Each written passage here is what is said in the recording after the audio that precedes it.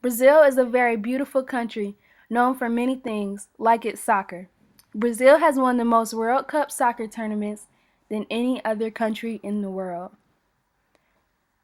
It is also known for its carnival. It is famous all around the world as the world's largest and most festive parties anywhere.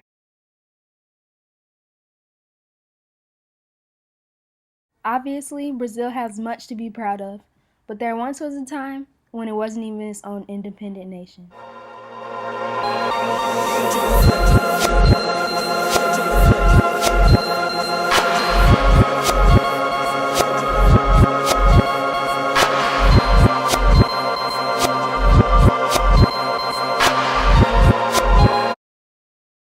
In 1501, a Portuguese ship was off its course and carried to the east coast of South America. The Portuguese planted their flag and proclaimed the entitlement of their king to this new land. They undertook to explore it. In the jungle, they found trees with a wood as red as that which they imported from the east and became known as Brazil. This is where Brazil gets its name from. The Treaty of Tordesillas divided the world between Portugal. This caused Brazil's shape, and all the while Brazil was being ruled by Portuguese rulers.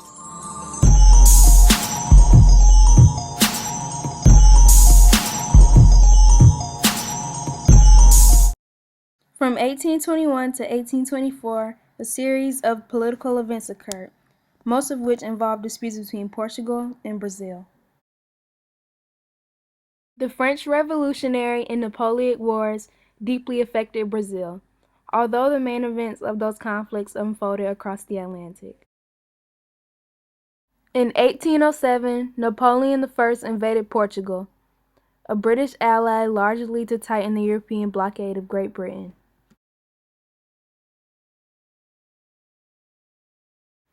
The Portuguese Prince Regent Dom João, who would later be known as King Dom João IV, decided to take refuge in Brazil, making it the only colony to serve as the seat of government for its mother country.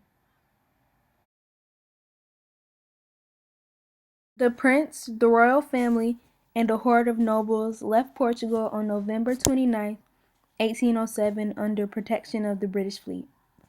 After several delays, they arrived at Rio de Janeiro on March 7, 1808. Dom João IV had been residing in Brazil since 1808. In 1815, he passed the crown to his son, Dom Pedro.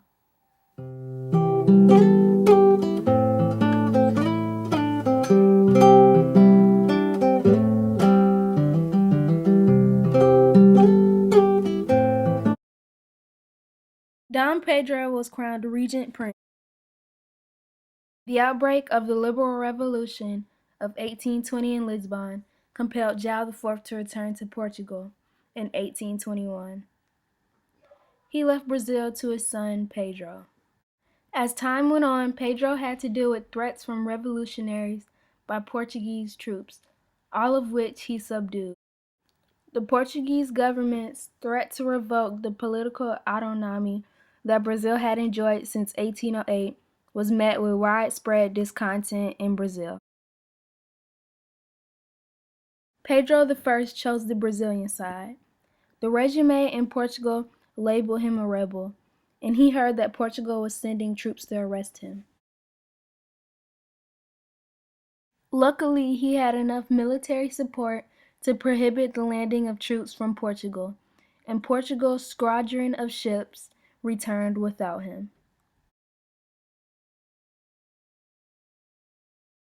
Celebrating his triumph, Pedro, on September 7, 1822, on his balcony at his royal palace, drew his sword and declared independence or death.